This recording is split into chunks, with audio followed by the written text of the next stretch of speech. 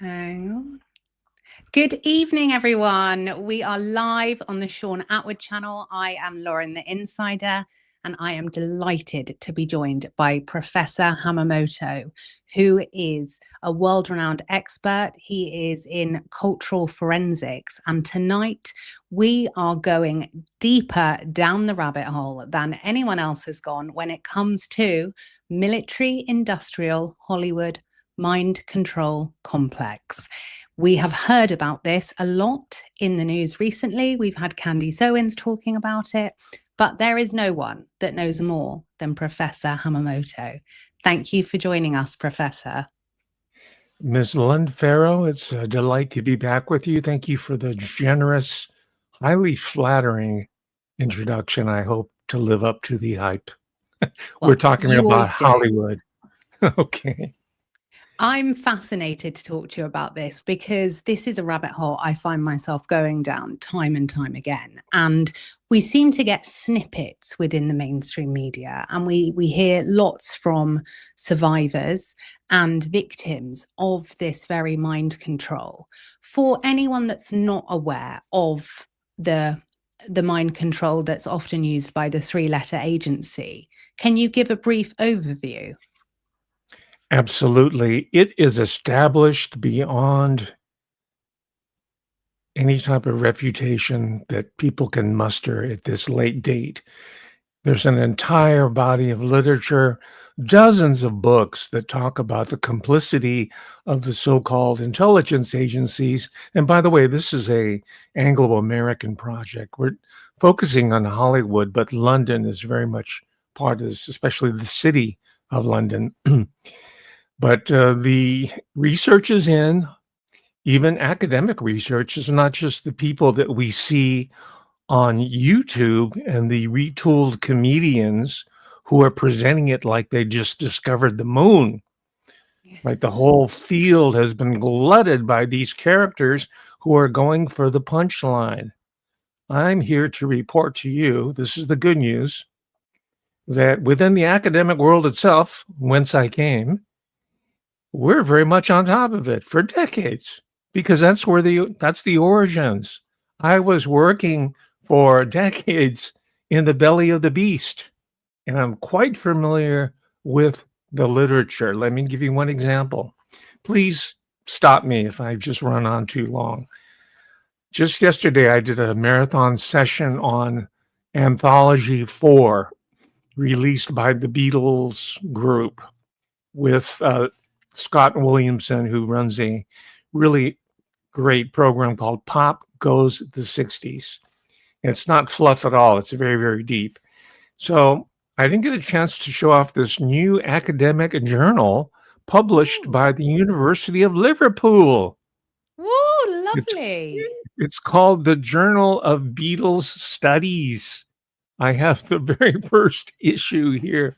And as I was getting ready, because I was plucking off material off of my bookshelf here, as I was prepping for my appearance here today, I was just looking at some of the articles, and one of them attracted me immediately. It says, this is an academic journal, it says, Beatlemania, an informational cascades and spectacular success. Okay, that's pretty interesting, but what was really fascinating to me that it was authored by one of the main theorists of what he calls cognitive infiltration. Right? That, yes, I see your eyes whitening. It's just ponderous academic language for mind buggery. Cognitive infiltration. Write that one down. Drop that in your conversation at your next cocktail party. But it's written by Cass R. Sunstein. Cass R. Sunstein. He's one of the architects officially installed. He's from the University of Chicago, I believe, a professor of law. He was with the Obama administration. He was embedded within it. So when I tell you that this is an academic enterprise from beginning to end, I mean it. Do not be confused by the pop-up pundits, as I call them, who have infiltrated the zone to trivialize what is at bottom an attempt to take over the consciousness, the thought, the behavior of the human species comprehensively. And it's being done incrementally with advances in technology. We're hovering on the AI revolution right now, but it really begins with radio, telephony, then the silent era of films, classic cinema, golden age, which we're going to be focusing on today, and popular music, such as the Beatles. And I mentioned the Beatles intentionally because when people hear the word Hollywood and mind control, they shut off already by now because of the your bro shows, as I call them. You know what I'm talking about? Joe Rogan, like, Yeah. bro. And you'll know because their favorite word is dude. Dude, We did you don't we know that don't the say dude on CIA? this show. You're You know, safe. I don't think so. If you do, it's all is forgiven. But they're telling us, yeah, the CIA was involved with mind control. Did you know that? And Tavistock created the Beatles. Okay, that stuff it has swamped the whole discussion here. Part of it's true, but it's really trivializing something that's much deeper, and definitely it keeps us for arriving at solutions. Well, what are we going to do about it? We have all this great knowledge, this great intellect called Joe Rogan, the head bro, who spawned a bunch of wannabes, clones, puffing away on his doobie with Elon Musk. Oh, yeah, he is so cool. But these are all retooled stand up comedians.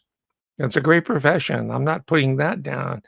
But these characters are in my world. That's my octagon. That's my ring.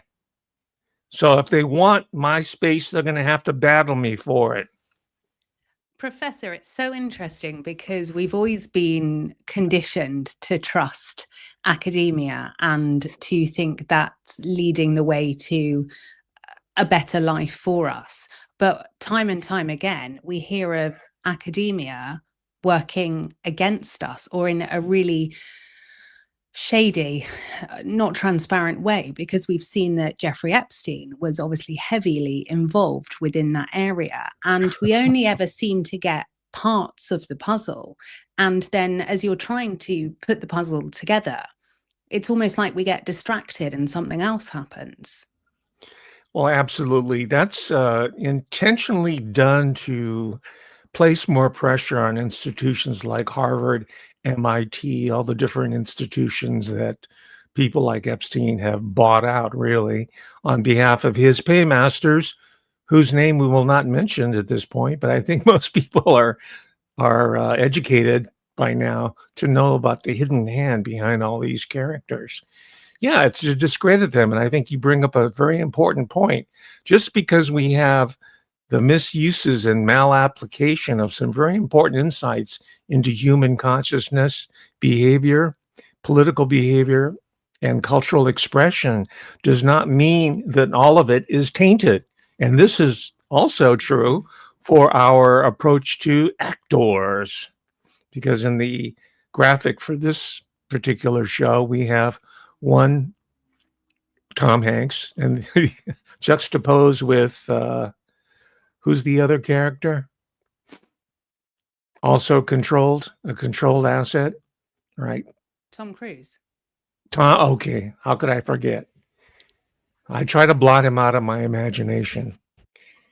So we default to these characters like this, but we also have individuals such as this, James Woods. I'm reading a critical biography of him and his work here. We have people like Mel Gibson. We have, this is an actor who only came to my attention through the film Oppenheimer, directed by Christopher Nolan, who, by the way, is read into this whole Anglo-American mind control system. Cillian Murphy. Now I want to see his movies that he made in the UK. He's an incredible talent. So I'm saying this so as not to put all these characters into the same basket of Tom Cruise, right, and Mr. Tom Hanks, who has a fairly interesting background. There needs to be a critical appreciation of someone like Tom Hanks, especially decoding his participation. I think he was also producing them. His participation in the quote unquote, Robert Langdon films, the Da Vinci Code, right? Dan Brown. Robert Langdon, to your point, is a fictional professor from Harvard University.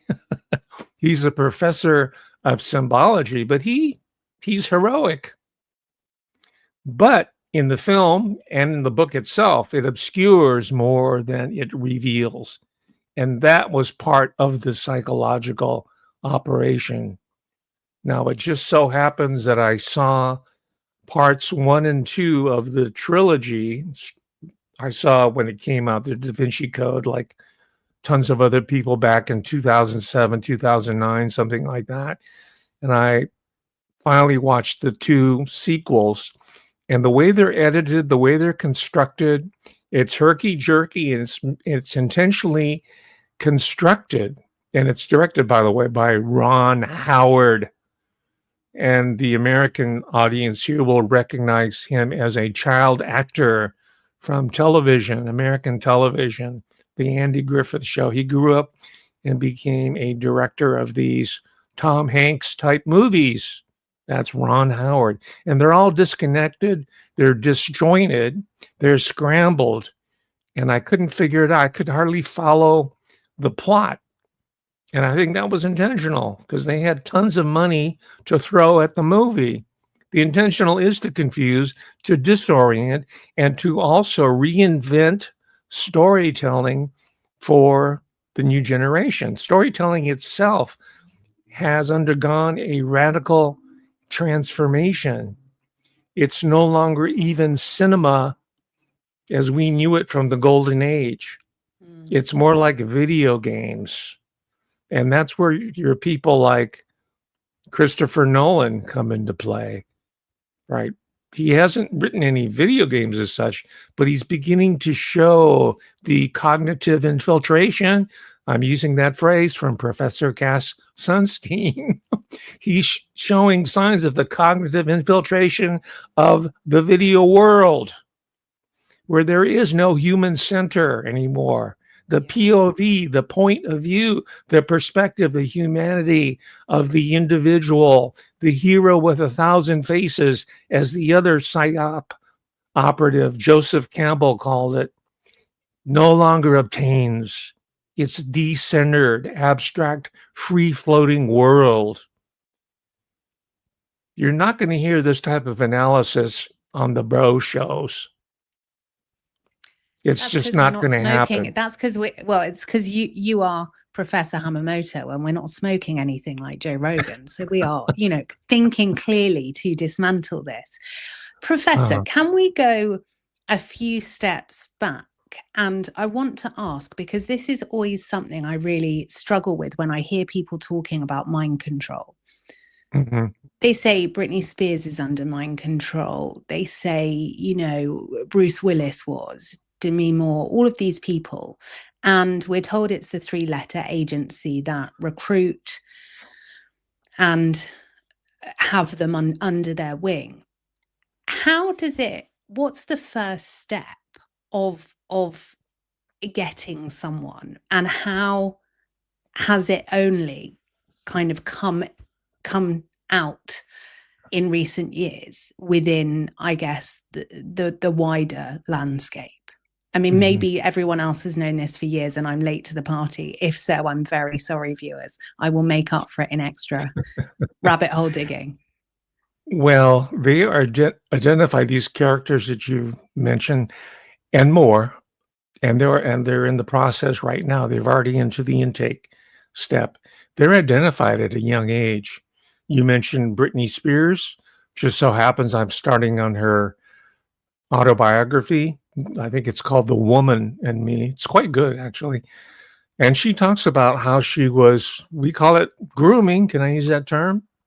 She was all but groomed as a Mm. little child going to these talent shows, regional talent shows. And her mother, she comes from the American South. She comes from an all American little town. And her mother took her up to New York City to sit with a talent agency. And all of a sudden, she got a contract. And from there, I think there was more involved than that she doesn't include in the book, and we'll let your imagination run wild as to what she needed to do or her mother needed to do in order to get these plum assignments. And then she wound up, hey, this is no surprise to most people, she wound up with the Disney organization Yeah. along with her first great love, Justin Timberlake. And Ryan Gosling and Ooh. Christina Aguilera. You know your history. They all come from the same rotten tree. Yeah. Now, I'm not blaming them. It's part of, most people know this by now. It's really common information on the Bro Show about the Disney organization headed by Robert Iger, and they also control the platforms on the remainder of legacy television, like the Jimmy Kimmel Show. There's a late night chat show called Jimmy Kimmel. That's run by Disney. ABC is a Disney company. And they made a big show of firing him because he doesn't have an audience anymore.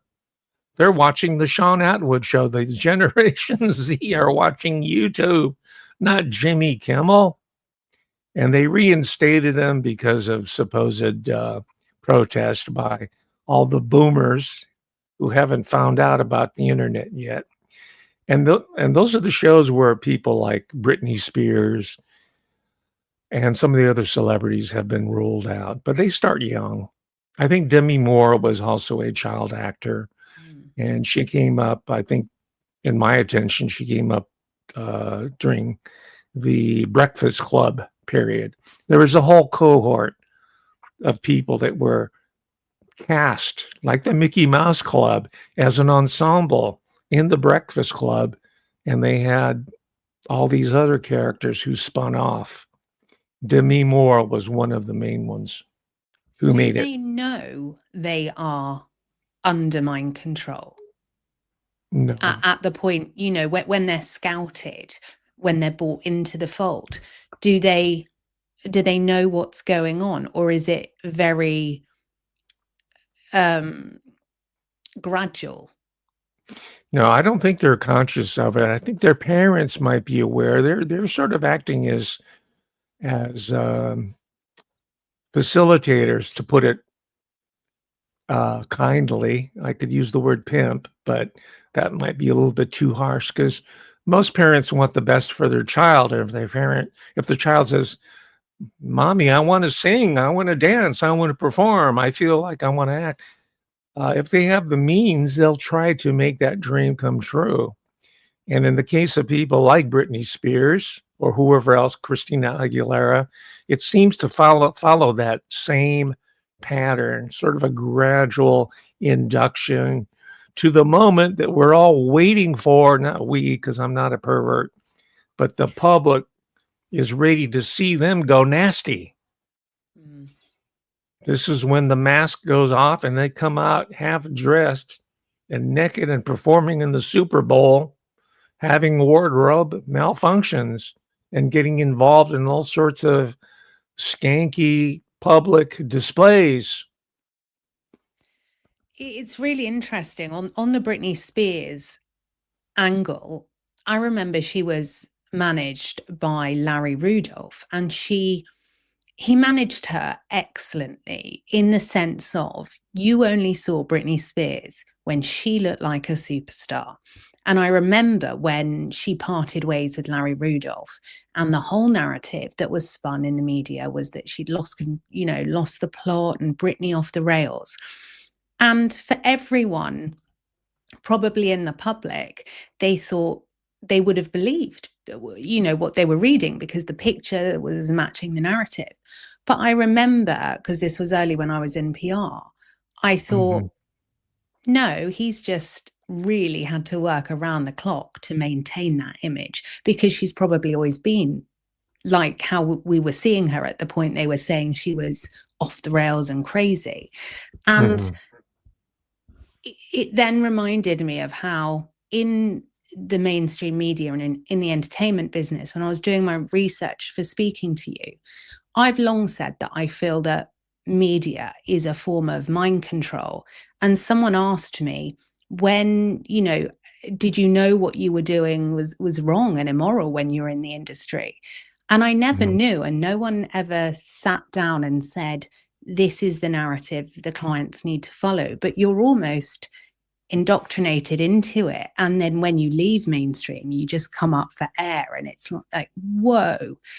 Is this kind of how it works with the likes of Britney when they're coming into it? Absolutely. I think that that is universal to any large scale institution. The majority of the people who enter it, including academia, by the way, have good intentions. Well, I want to learn about humanity. I'm going to craft something called cultural forensics and explain why we're in such a pickle as a species, right? But then gradually, you're elevated degree by degree, and then you finally realize that you're not really serving this purpose that you came in for. You were probably working for the Luciferian agenda, right? These pyramidal induction systems go back to ancient Egypt, and every total institution operates on that same basis. The military, corporations, academia, the clergy, absolutely, show business. Now, the reason that they keep reproducing themselves is because the yearning for stories and tales and mythologies and song and dance and aesthetic expression and reception and audience and the need for communal catharsis is innate up until now. I think they're trying to engineer the behavioral engineers. When I say they, it's a behavioral science that I'm referring to. I can get more specific later if you want, or you can subscribe to my Patreon and I'll send you the articles where Yeah, they're putting it out. Professor, let's take a Yes, moment. Everyone yes. grab a pen, get your phone. What is your Patreon? Let's get you some extra followers. All right. There's the YouTube channel, and it's been artificially suppressed for 5 years now. And I have a Patreon account by the same name, Professor Hamamoto. You'll get a lot of extras. I would like to see more Generation Z people, or as they are called affectionately, Zoomers, especially those who are really the ones that grew up with video games. It's still an alien world to me, but I think understanding video games is going to be crucial to anticipate what we're going to be facing. Mm. The bro people, the ones who are high on dope and are spinoffs from the Joe Rogan show, are just going to be smoking the the leaf, right? The magic potion, and we're just going to be in a spin cycle. I want to get beyond it, and I want to get to the point where we are going to craft our own art and cut out Bob Iger and Disney and Wall Street, the City of London, and all the bloodlines, the Illuminati bloodlines that are controlling and manufacturing our consciousness. We can do it, but we have to understand the history. And Professor, it is when we say Illuminati bloodlines and go down that rabbit hole, that is absolutely correct, that the people in charge of this mass brainwashing and industrial military mind control come from the same bloodlines. Mhm.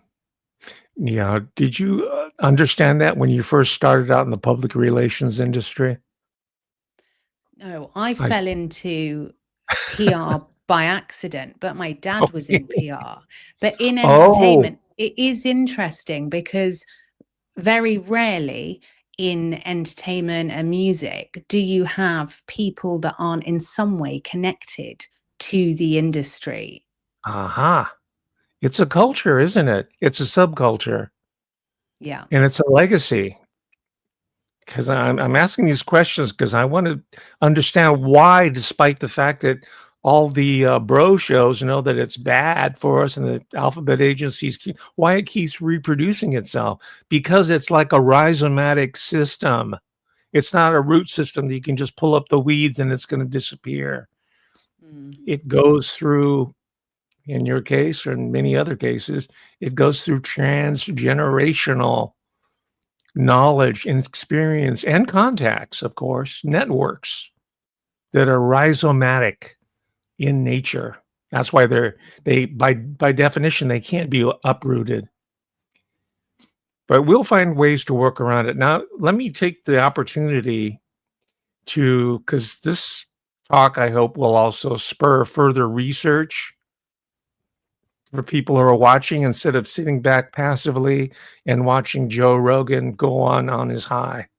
Right, or these other characters. I mean, they sicken me. They're obnoxious as hell. I grew up with punks like them, and they they have captured the imagination of they are worse than any Britney Spears you can imagine, the Joe Rogan types, the retooled comedians. But you might want to check this book out. It's called The Morning of the Magicians. That's the English language title. In français, it's Le Matin des Magiciens, and it's by two authors, one Louis Pauwels, they're both French, and Jacques Bergier. And you can't, of course, it was published originally in French, but this book came out in 1960. Wow. Yes, 1960.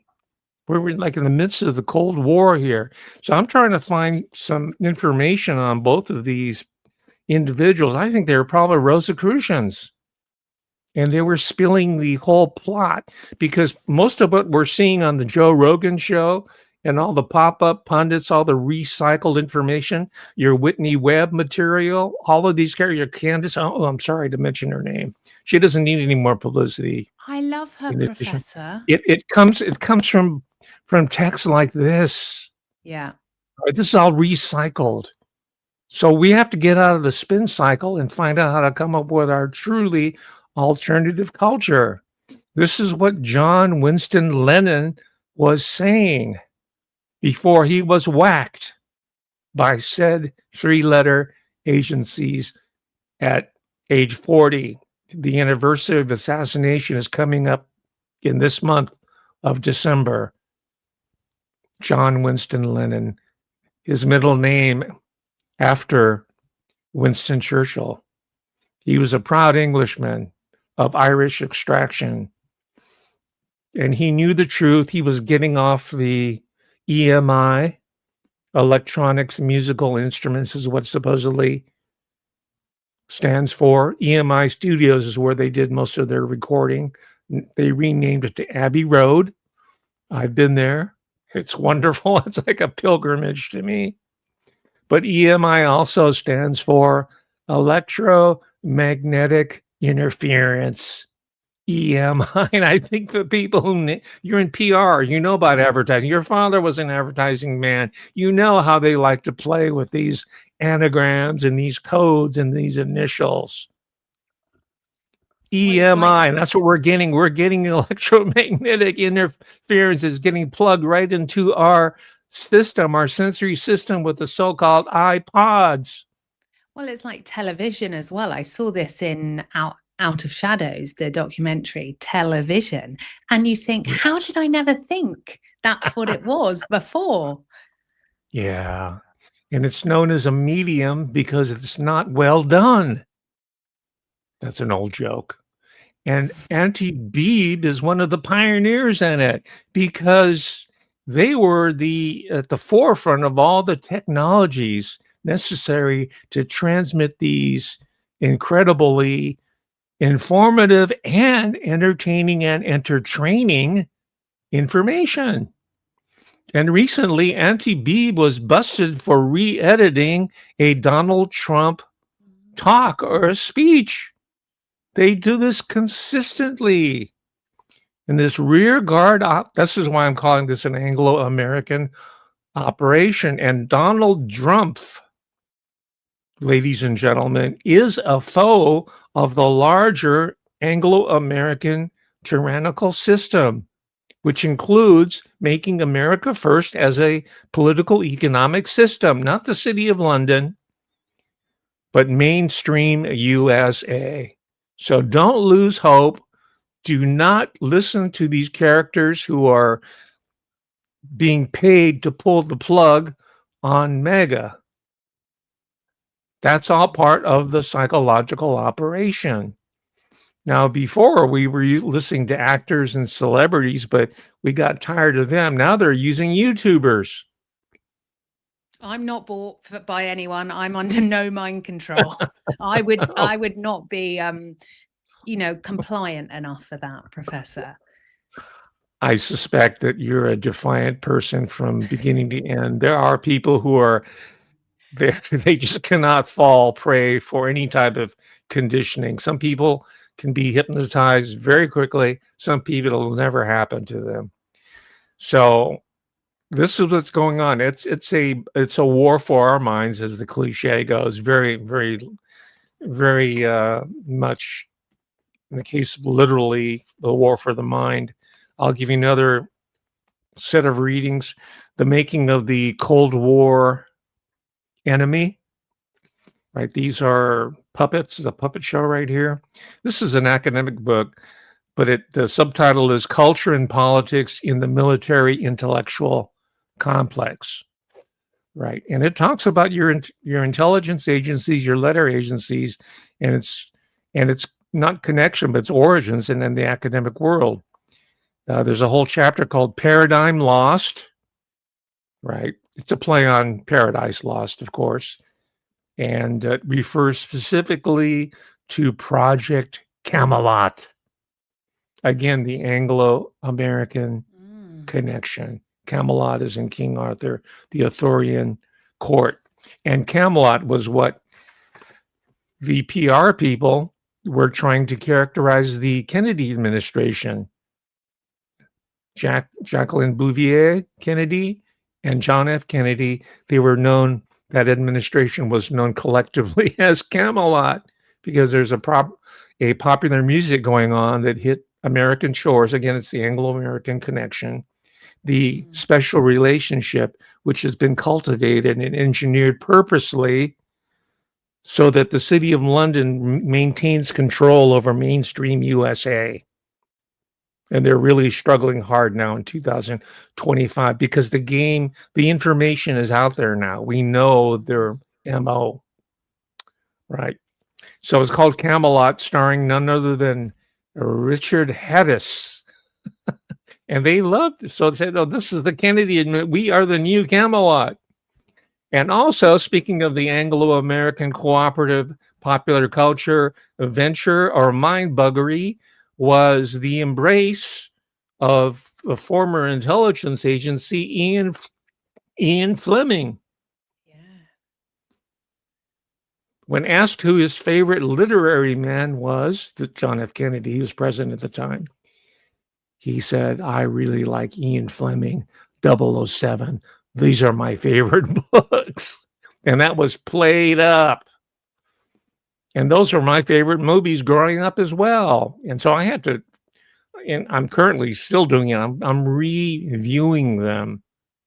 And I'm also, it was about a year ago now, I read sequentially in chronological order, in order of publication, all the Ian Fleming 007 fiction set in mostly in Jamaica, in the Caribbean, which is the location now of the banking system. The global banking system is no longer geographically set in Fort Knox or in the City of London. It's in the Bahamas. It's in the Caribbean. That's why Jeffrey Epstein set up shop there, because we're moving into the post-material economic system. They're going to pull the rug on us. It's called a rug pull in the crypto world, and move us over into the Bitcoin universe. And Ian Fleming was giving his marching orders from MI decades ago. Says, okay, we have to popularize. How are we going to do this? Well, we're going to create spy novels. And there's a tradition of British spy novels going back at least to World War I. And he followed in that path. And it became part of our zeitgeist. At the top of the pyramid of the three-letter agencies in the UK and the US that are spearheading this, how is it structured in terms of mass brainwashing of the entire world in many ways? How many people would you say are involved, or are the people that are involved also brainwashed, and are they aware of what they're doing and the kind of strings they're pulling? The people in the capstone are fully read into it. They are quite literally initiated. And we have been inundated ad nauseum with all these movies, stories, accounts of Skull and Bones, right? It's almost trivial now. So when I say it, it's not going to have any sort of meaning. It's going to be, oh, well, we know that already, dude. Joe Rogan talks about this all the time, man. Yeah. That doesn't mean that it doesn't exist. It doesn't mean that it's an effective model. It's very much in play. And it comes from the whole, and again, this is a concept that's been nauseatingly overdone by now. It's their secret societies. And this goes back millennia. And by the way, it's not just Egypt and Babylon. It's also places like Nanjing. You've got your Asian secret societies and Caribbean ones too, from native groups. Now later, at some point, we'll be talking about Santa Barbara as being the sacred site for these groups. Intelligence, actors, writers, intellectuals, think tankers, Santa Barbara. And as you know, I don't know how close a royal watcher you are, but the town of Montecito. I do have a royal YouTube channel.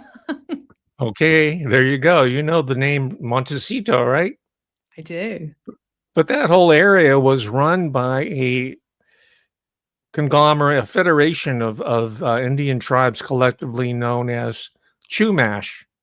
They had their own initiatory rites, pyramids, secret societies within even the tribal societies. So you have then the subsequent European people coming in, the Spanish, the Mexican, and then finally the American episode that has run this area. And so happens that I had been doing some research on the origins of the American film industry, since you talk about Tom Hanks, Mel Gibson, people like that. This book is called Movies and $1 Million Mansions. The subtitle is Silent Movies Made in Montecito, California. This is before Hollywood. So when we talk about Hollywood, that's just a shorthand for a much more complex geographic orbit. There we're doing Montecito because it's beautiful up there. The weather is almost perfect every single day of the year. It's right on the Pacific. The lighting is good. Not much. Well, there's some rain, but not too much. But the living is really nice. And this is really the origins of the American film industry, is not Hollywood per se. That's where the sets were.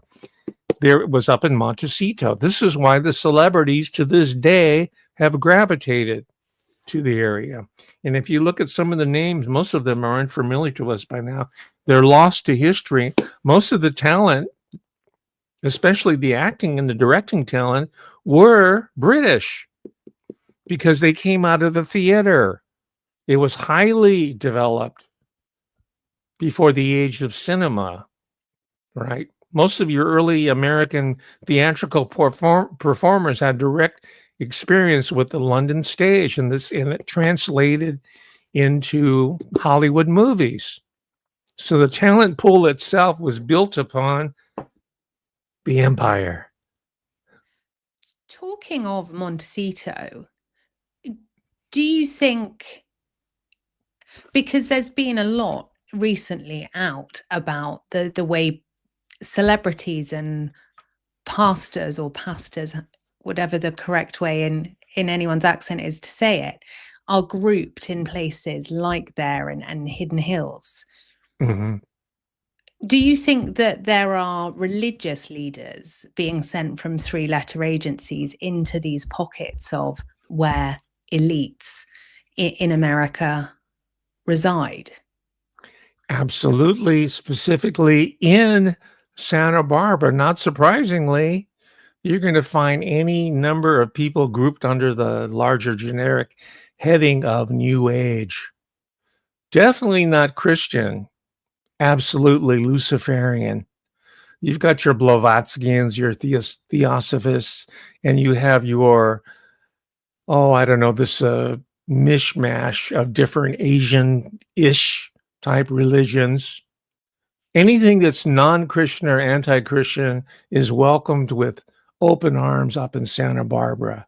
It's been historically a site, a geographic location for these heterodox ideas. Santa Barbara, Montecito, along with the Bay Area, San Francisco, and Los Angeles, are associated globally, internationally, with cutting-edge thought, belief, behavior, because of this occult tradition that goes back, I don't say decades, I say centuries, because it begins with the native people.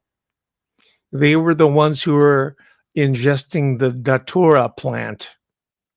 It's a hallucinogen.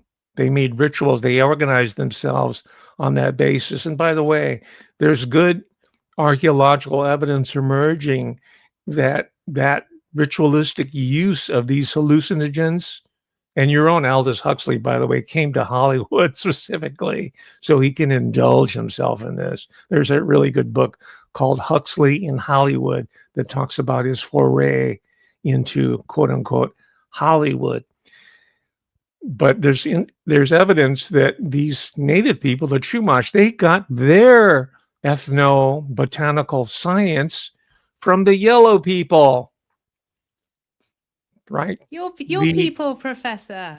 Exactly. They came in by boat, trans-Pacific, from South Asia, East Asia, bringing in their ethnobotanical culture and practice and plants, right? And this is why you have sort of an Asiatic Orientalist veneer on a lot of these characters who live up in Montecito, like Oprah Winfrey, right?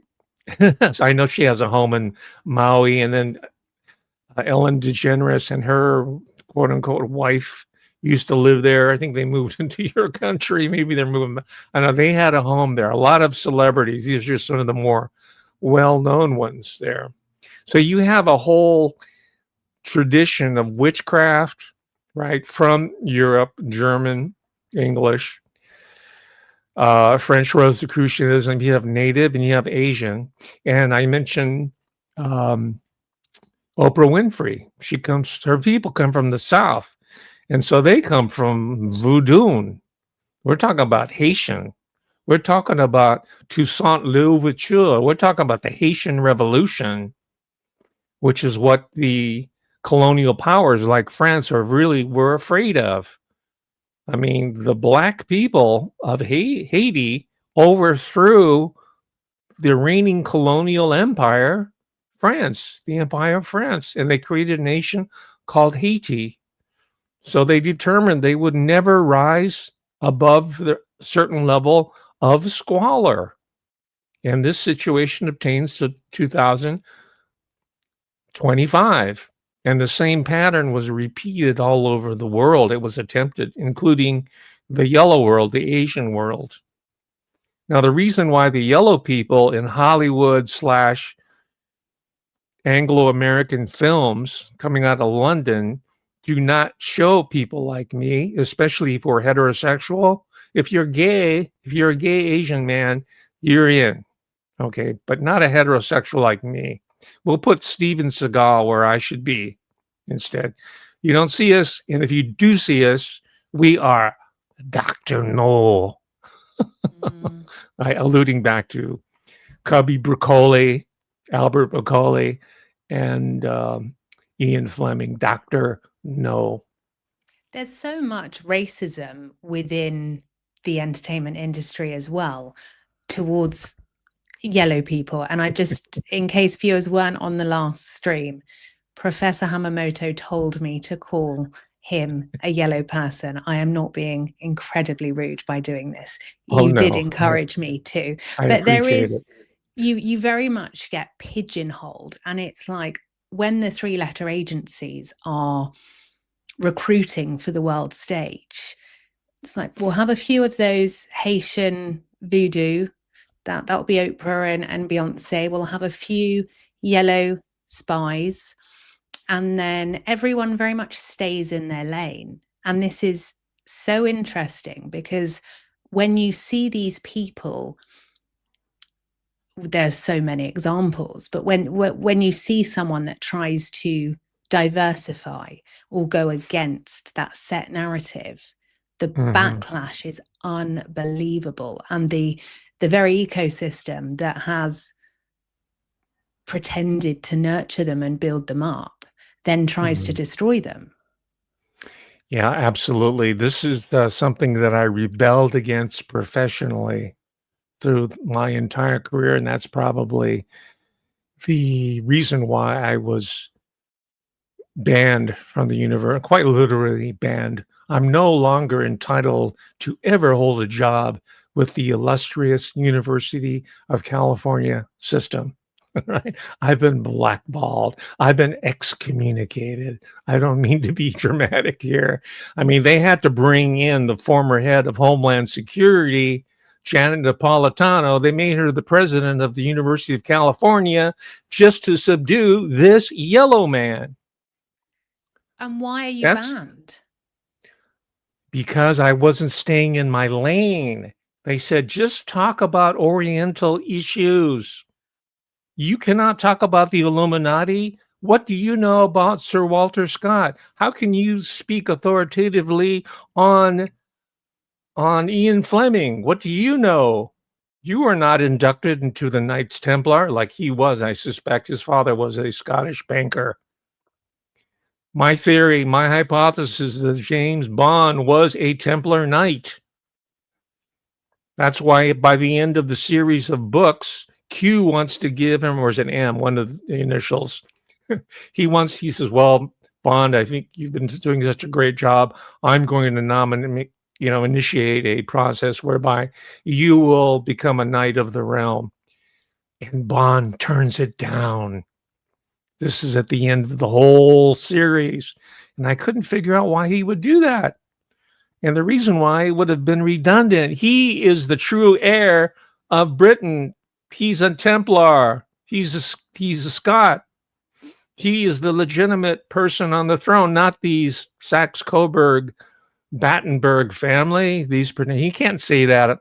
That's subversive. He could get executed. He'd be whacked. So I'll put it in a little cheesy novel, 007, but that's what I'm reading into it. Right. So, yeah, we're talking about Christopher Nolan, read into the program, directed the movie Oppenheimer. What was that movie about? It was about the mass annihilation of yeller peoples, was it not? Yes. Hiroshima, Nagasaki. I lived in Hiroshima for an entire year. I visited Nagasaki for the 50th anniversary. I've done quite a bit of study on these areas. That's how I read the Oppenheimer saga. But you don't get that from the film itself.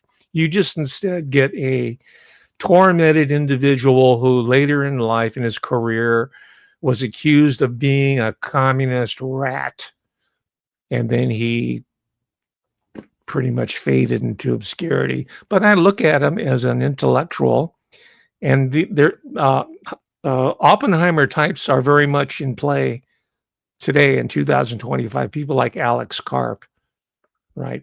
These AI people. He's seen as a tragic hero by his biographer, Kai Bird, whose father, by the way, was an intelligence man. I think he was OSS, who wrote the book, Oppenheimer, from which the Christopher Nolan film was adapted. So again, you see the connections of family. Talking of family connections, Professor, Tucker Carlson's father was in the CIA. Is that correct? Richard Carlson, yes, absolutely. He was So, the head, as you know, of Voice of America. so does this mean then that you discount? Are these people aware? Tucker, to me, looks very much like he's been groomed and created for a certain role. Would I be right in that Absolutely. assumption? Well, he's not a complete loss because just like rat poison, there has to be something in there that's digestible before you can really get the creature, right? That's him. And I respect his intellect and his skill as a communicator. And I disliked him from the very start when he was a young buck who just came out of, I think he's a Dartmouth graduate. I can't remember where he went to school. And I didn't even know much about him, but he was just sort of a snob. I just pegged him as sort of a Yaley, a Northeastern elite, but he actually comes from San Diego, California, which is very much like Santa Barbara, by the way. Yeah. But it's a heavily military dominated secret services agencies, OSS, all the foreign agents are in San Diego. That's where he comes from. But he affected sort of a transatlantic behavior and speech, and there's a certain accent that actors have. It's called transatlantic. It's not British, it's not American, but they split the difference. It's called transit. He was kind of like that, and he wore the bow tie. He wore the what they call preppy outfit. So I didn't like him at the beginning, but then I realized, oh, it's because he grew up in D.C. He was groomed to be part of the what they call the white shoe boys. These are the people who are going to be at the levers of power and manipulating thought, behavior, and the political system. They're going to be in control of it. His people are still very much in control, despite the fact that he is making some waves within that bounded system. But he's make no doubt about it, he is very much part of that system. Yes, his father, Dick Carlson. Does he know he's part of that system?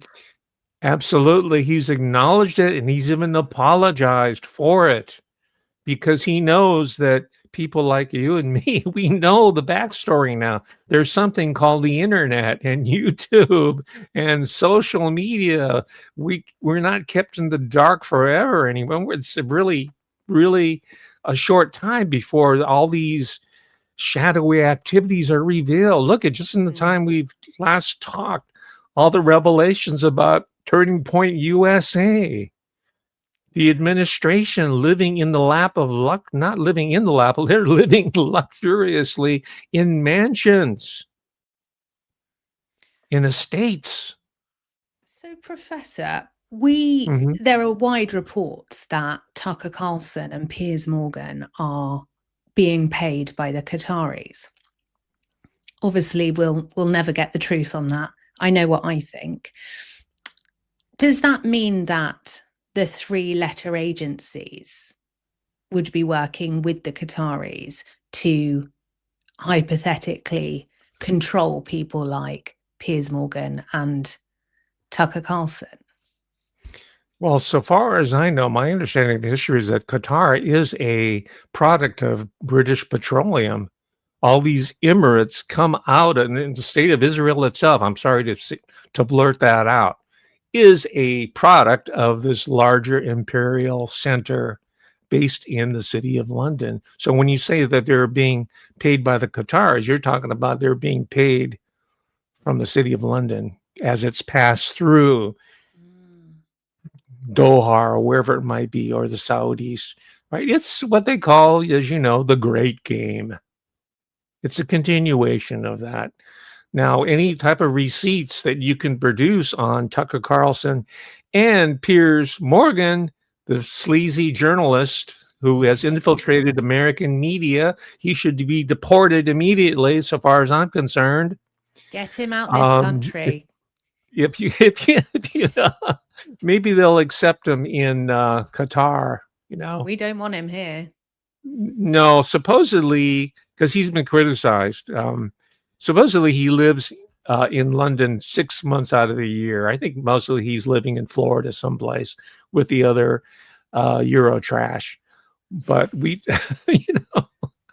don't want him here anymore. Hey, listen, I'm a yellow man. I'm a third generation American, and I have a suppressed YouTube channel. I've been banned for life from the University of California, and you have some unethical sleazebag called Piers Morgan who has the attention of Mr. and Mrs. America. There's And also, there's no reason for that. Pardon me? Professor Piers Morgan, who edited the Daily Mirror, and would you believe it, didn't know phone hacking was going on, as he told the court during the Leveson inquiry. I was so shocked by that.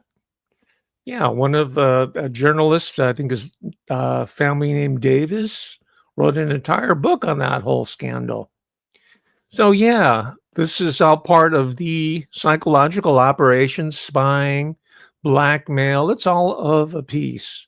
The movie industry, celebrity, who knows what smut, what kind of files exist on Tom Cruise, for example. One can only imagine. But you know what? It will emerge one day. It will emerge. I've been reading this. I don't know what type of reputation he enjoys in Britain, but his name's Tom Bowers. Yes. Is he well regarded in your home country? Very, very good author. Okay, well, I just wanted to verify my perception. I thought he's good too. But I've been reading his rereading, actually, The Rebel King. And this was about Charles before he became king, right? The monarch. And he talks about all these different intrigues that are going on right under our nose that are not reported. So, ladies and gentlemen, the lesson there is that if you want to know the true inside lowdown, stop watching the bro shows. Read Tom Bowers. Read Lady C. Read Andrew Loney. They're out there. And so far they're able to publish openly. I know speech acts are being suppressed and tweets are being suppressed in the UK now, but so far as print media is concerned, it's still open. So you find these books, you read them, and get the true information instead of that which is debased and related to you in some sort of paregoric high of Joe Rogan or his imitator, the bros, the dudes. Read the books, and I will tell you, they are highly entertaining. I'd like to read about the intrigues. How is it possible, well, why rather, is your YouTube channel suppressed and Candice Owens is thriving? Is it because they could, because she's speaking, obviously she's not a patch on you, Professor, even though I do love her, but she is being very open. Yes, a lot of the information, like you say, has been readily available in academia and has been out there, but she has broken it down in a way that's very digestible to a mainstream audience. So why have the three-letter agencies not suppressed her? Well, she's obviously serving a need or a function for the three-letter agencies who, as you know, as in the example of Ian Fleming, work very closely with MI, Mm. right? And is not her husband George Church, I think his name is? Is he not affiliated? He's nobility, but he's also intelligence. He's a Roman Catholic as well. And he has been recently coming forward and speaking independently of Candace Owens. And you know about their whirlwind courtship and romance, and she dropped 4 babies like right in rapid succession. Now, this is not a knock on Candace Owens as such. I think she has had, talking about childhood grooming, I think as a child she learned the basic techniques of Silva mind control, neuro-linguistic programming, and all the other techniques in order to bypass the rational mind and just go straight for the emotional core. This is why her speech rate is at I don't know, 3 times mine. Maybe that's why my subscriptions are so low, because my speech patterns are intended to stimulate thought and reflection.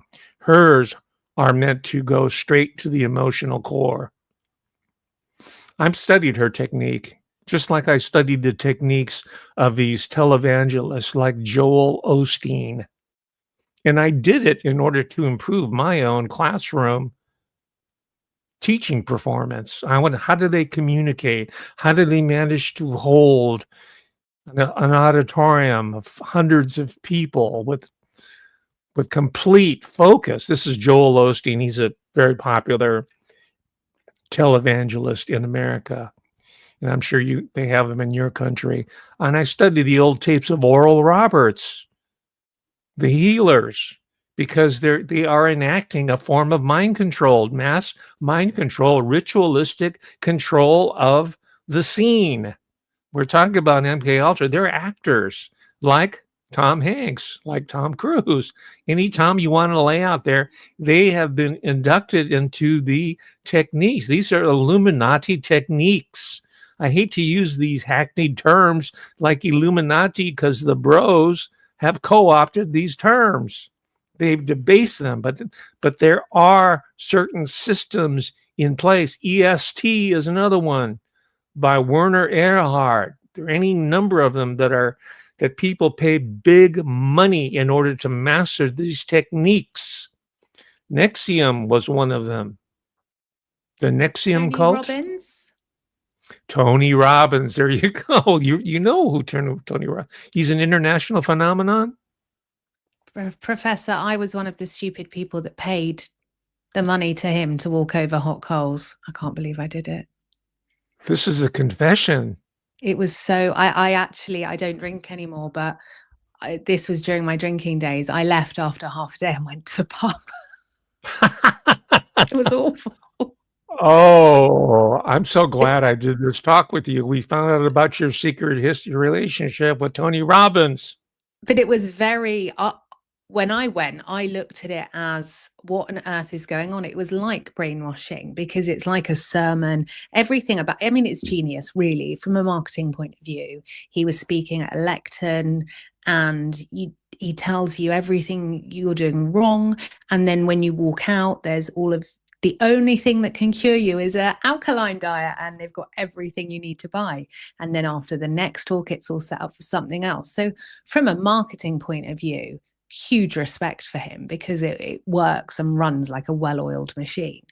But I could only see it from that point of view. It was a bit too woke for me. Mm-hmm. All right. I think that your time was well spent at the pub.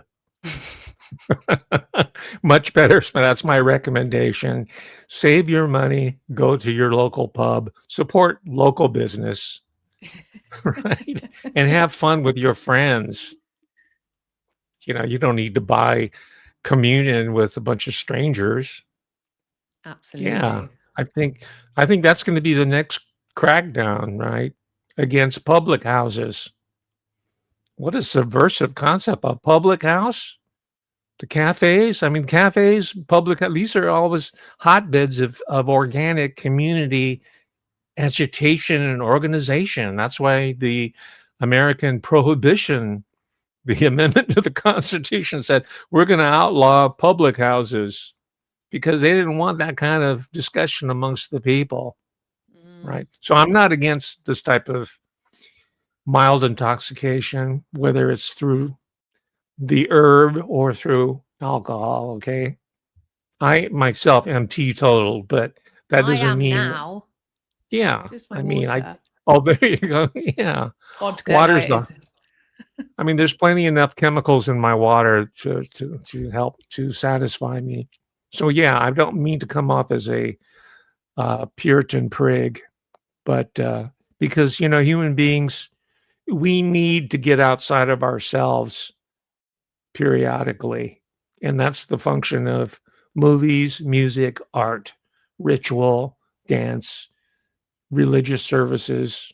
Right? We I think it's baked into us, and these people who sell this to us are acutely aware of human psychology, and they exploit it. Yeah, they really, really do. Hmm. And we have our friend here, Tom Cruise, who comes out of that background. Does he not?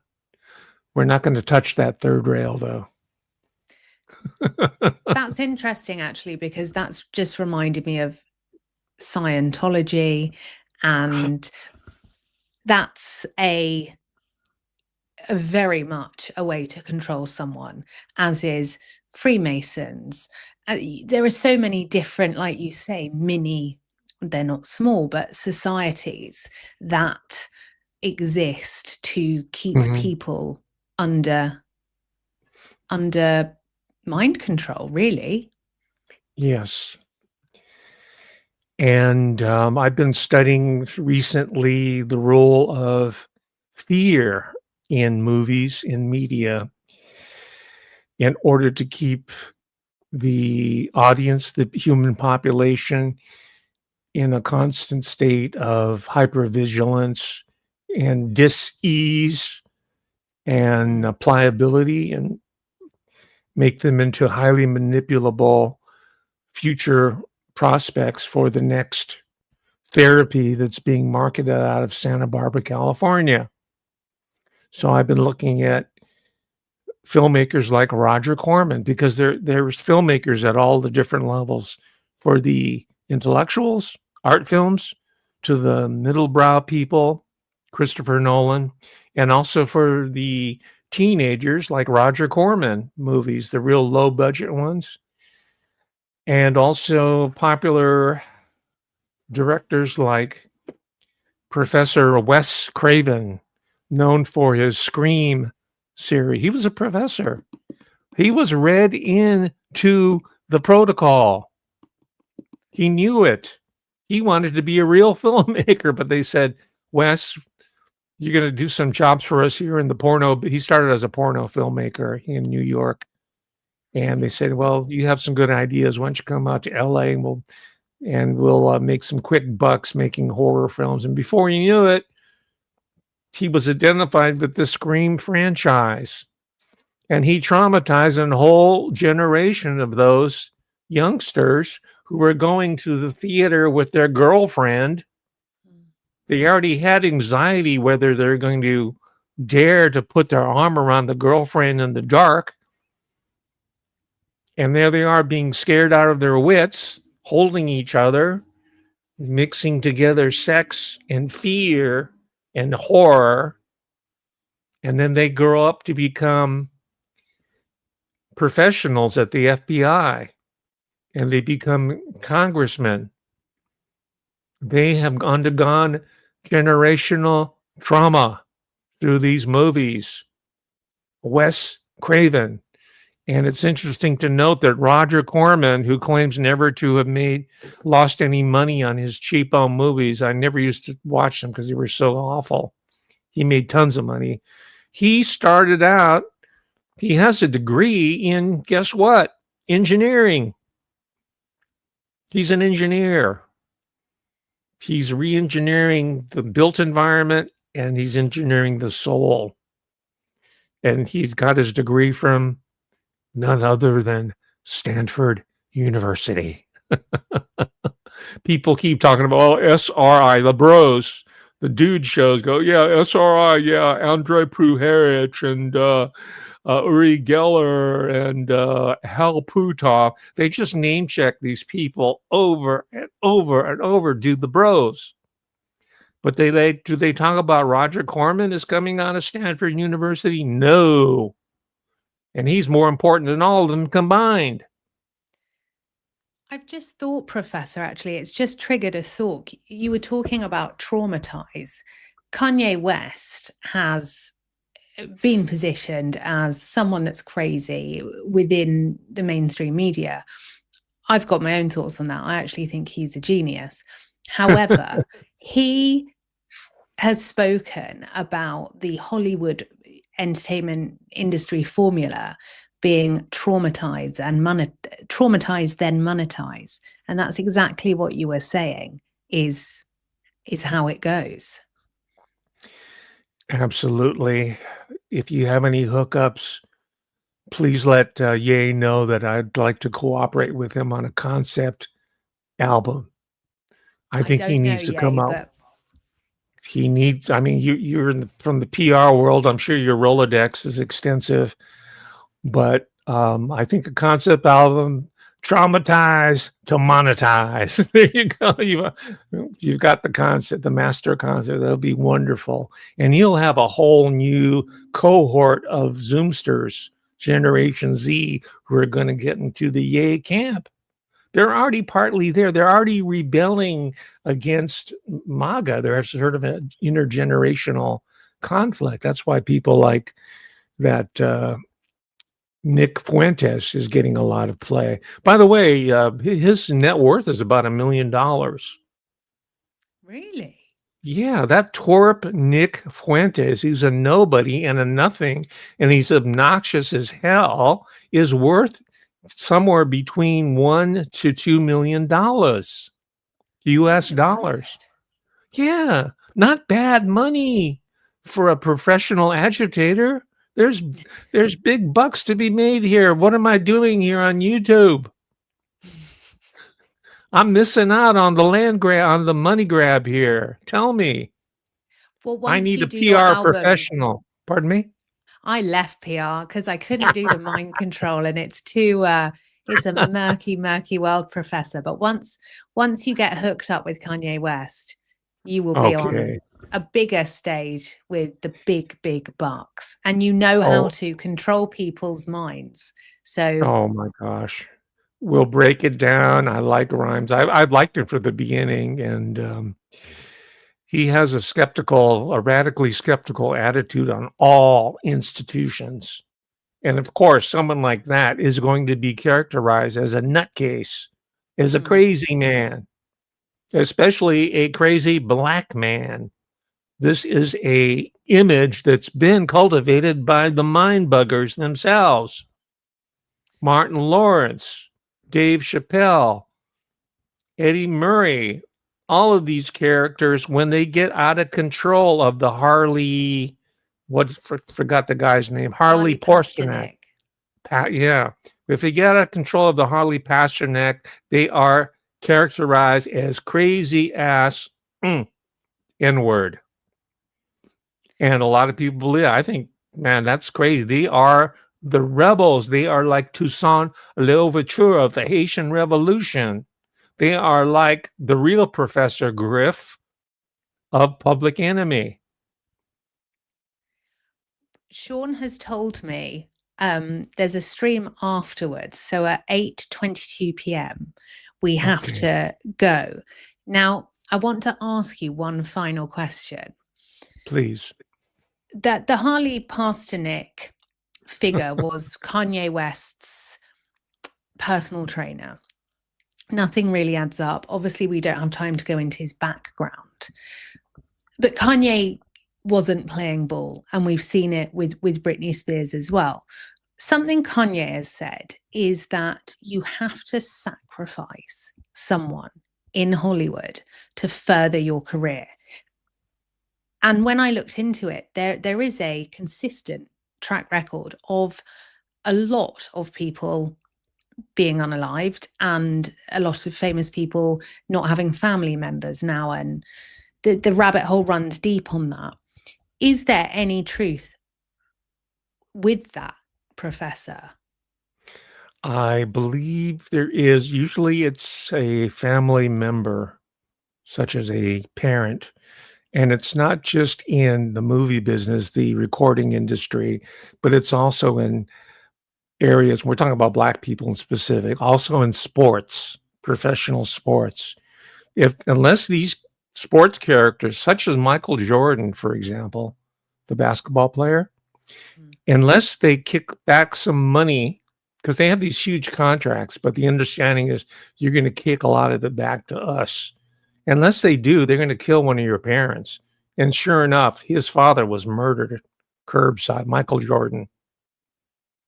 And they said, oh, it was a gambling deal. Michael Jordan is also known for being a gambler. And I'm saying this is because I'm warning all these athletes, whether they're footballers in England, international FIBA basketball players, NBA players, NFL, American football, or my people, the yellow people who are playing Major League Baseball, my LA Dodgers, Los Angeles Dodgers, right?